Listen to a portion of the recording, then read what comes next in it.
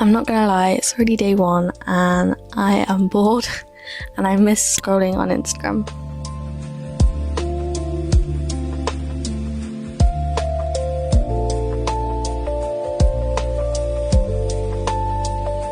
My name is Ricky Schlott and I was 11 years old when I joined Instagram. I was constantly checking, and I would say that probably over the span of a day it was 3-4 hours that I poured into these apps. It really became this constant bombardment of the highlight reel of everyone else's life. I was looking and scrolling through and seeing these idealized versions of other people, and that was detrimental to my own self-worth and confidence. Hi guys, it's my second week of no social media.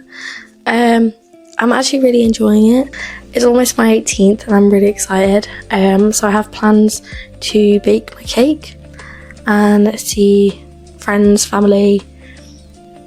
Yeah, I've just got lots going on in the next week and I'm really excited. And I think if I was on social media, I'd probably procrastinate a bit more.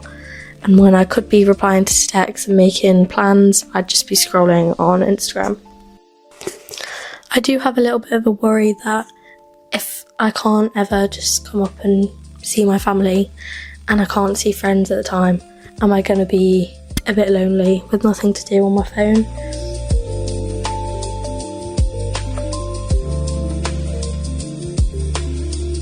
We should start off with how much do you guys use social media? Maybe we'll start with you, Rich, as the more mature person. Yeah, well, similarly to Millie, I took a kind of similar stance about 4 years ago. I decided to withdraw as much as possible from social media. Social media can exploit the parts of our brain that get us to connect with other humans. Our brains get us to make those human connections by releasing dopamine in the reward pathway, which is the feel-good neurotransmitter. Obviously, as a content creation student, we need it for a living. We need it every day. As for personal use, I personally don't really use a lot of social media, personally. But if it's for work or school, I do. What would you do without it? Well, I wouldn't say I'd struggle. Have you ever been without it? I haven't, not really, because obviously being born in the time where everything was up and coming, I never really got the chance to live without it because I was surrounded by it. It's distracting. I like to do other things. I don't know, What, real world things? Yeah, I like to go out, have fun with my friends instead of just scroll on TikToks for hours.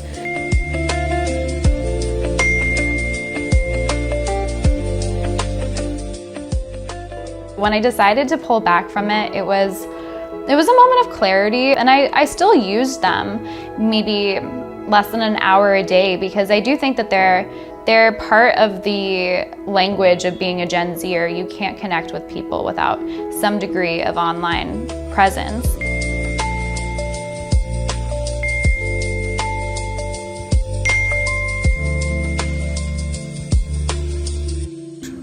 Okay, so this is my last week of no social media, and honestly, I'm really happy with how it's gone.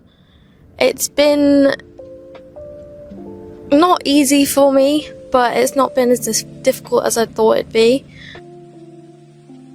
I think the benefits of not having it have been that I've just gone out and done stuff to fill my time.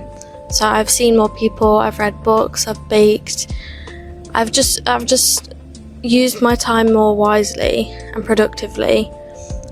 Without having Snapchat and Instagram, a lot of the people I do know didn't have my number.